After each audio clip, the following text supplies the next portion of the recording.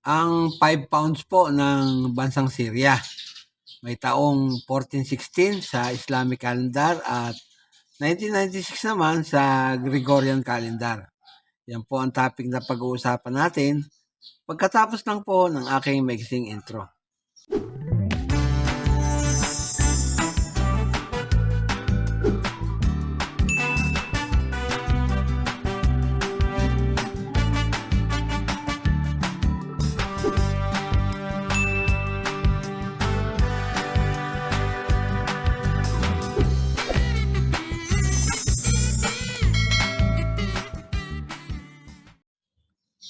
Magandang araw sa kapwa ko Pilipino dito sa Pilipinas at sa mga OFW.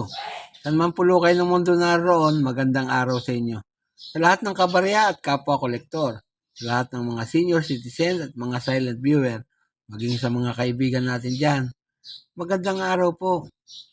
Meron po tayong coin dito ngayon. Ang 5 pounds ng bansang Syria.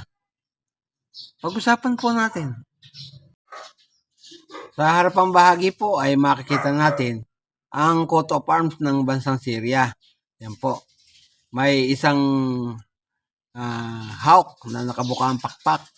Yan po ang tinatawag nilang Hawk of Qurais. Yan na nakapaloob sa Pentagon. Yan po. Tapos po yung kanilang coat of arms ay may hawak na shield na mayroong 2 star. Ayan po. Sa bandang ilalim naman, nakasulat yung 1996 at ang Islamic calendar na 1416. Yan po, makikita ninyo. Sa kanyang reverse na bahagi naman ay makikita natin ang Citadel of Aleppo na nakapaloob din po sa Pentagon. Tapos po sa ibabaw ay may script na nakasulat sa Arabic na ang translation nga po ay Syrian Arab Republic. Tapos sa ibaba, yung kanyang denomination na 5. Ang ibig sabihin sa ilalim, nakasulat din sa Syrian lettering o Arabic lettering ang kanyang denomination na 5 Syrian pounds. Ginawa po yan sa Monaik de Paris, Pessac, France. Napapagawa po sila ng coin doon magbuhat 1973 hanggang sa kasalukuyan. Yan po. Tignan nyo ang edge niya, rigid din. Yan. Yung nga pong coins na yan ay galing sa bansang Syria. Ang period ay Arab Republic, magbuhat 1961 hanggang sa kasalukuyan. Ang type po ay standard circulation coin. Ang taon, 1416, 1996 sa Gregorian calendar kasi ang ginamit na calendar po ay Islamic. Ang value ay 5 pounds na kung i-convert natin sa Philippine peso ay 0.11 pesos. Yan po lamang ang value ng kanilang pera. Ang currency po ay pounds. Ang komposisyon po copper nickel.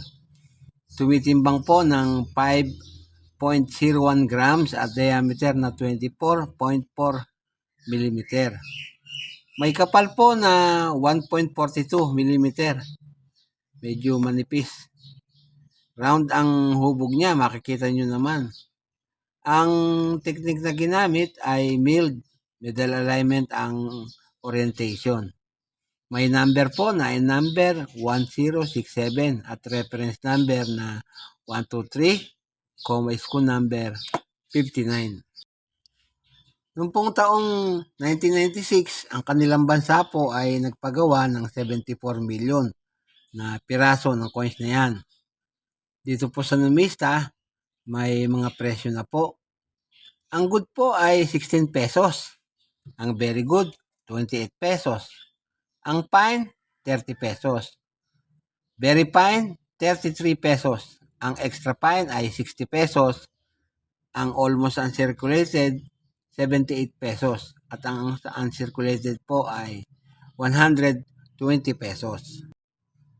Dito naman po sa pinagtitiwalaan nating eBay, wala pong record. Wala po akong makita. Kaya yan po lamang at wala nang iba. Bago po ako matapos sa content ko ngayong araw, ay nais ko pong I-shoutout ang lahat ng aking kabarya. Shoutout po sa inyo. Ang lahat ng aking kapwa-kolektor. Shoutout po sa inyo. Sa mga senior citizen at mga silent viewer. Shoutout po sa inyo. Sa mga kaibigan natin dyan na hindi ko na babanggit. Shoutout po sa inyo. At salamat sa mga subscriber na unti-unting nadagdag sa aking channel. Walang tigil at walang sawa po akong nagpapasalamat sa inyo sapagkat lagi kayong nandyan at nakasubaybay sa aking channel. Huwag po naman sana ninyong makalimutan para pa sa mga baguhan ang mag-subscribe.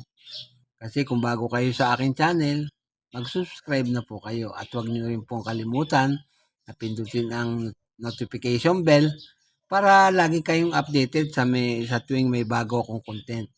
I-like at pakishare na rin po ang video ko. At sa huli, ay masabi kong mabuhay tayong lahat.